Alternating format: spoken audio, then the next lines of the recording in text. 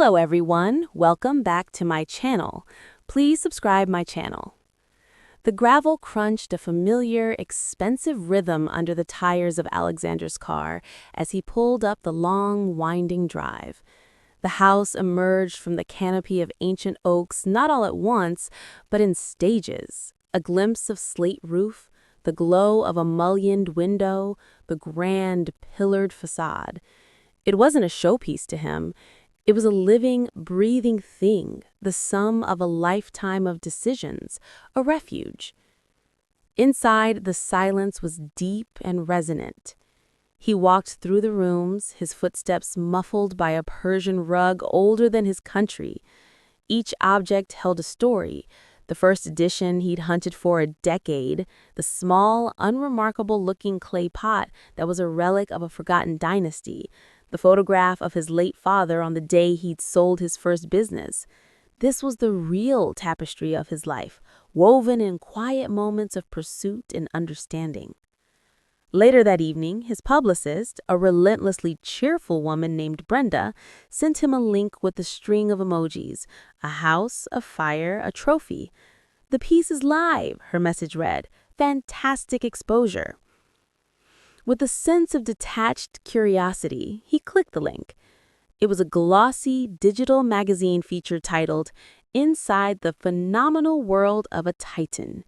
The photographs were stunning, professionally taken, showcasing the house in its most perfect light. There was his library, the books arranged by color for visual impact.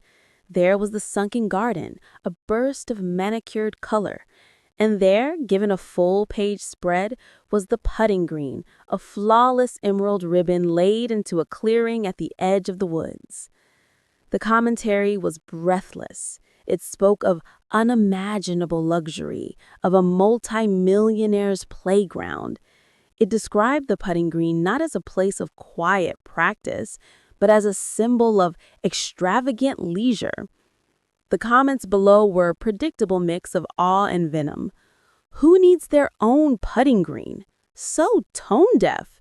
And "This is the dream. Stunning." Alexander set his tablet down. A profound emptiness opened within him. They saw a phenomenal home. They saw a putting green. They didn't see the countless evenings he'd spent in that library reading to his daughter until she fell asleep on the sofa. They didn't see the sunken garden where his wife had patiently taught him the names of every rose. And the putting green, they saw an obscene luxury. They didn't understand it was less about golf and more about keeping a promise to that hopeful, ambitious boy. The article had taken the deeply personal architecture of his life, the quiet joys, the private struggles, the tangible memories of love and loss, and flattened it into a simple narrative of wealth. It was a beautiful airbrushed shell, and they were celebrating the emptiness inside. He walked to the French doors and looked out at the putting green, now silvered by moonlight. It was perfect, and it was utterly meaningless in the way the world saw it. The true value of this place, the very thing that made it a home, was invisible to the camera's lens. It was the silence that remembered laughter, the spaces that held the ghosts of cherished moments. It was a sanctuary, not a showcase. And as he stood there, he felt for the first time like a stranger in his own home.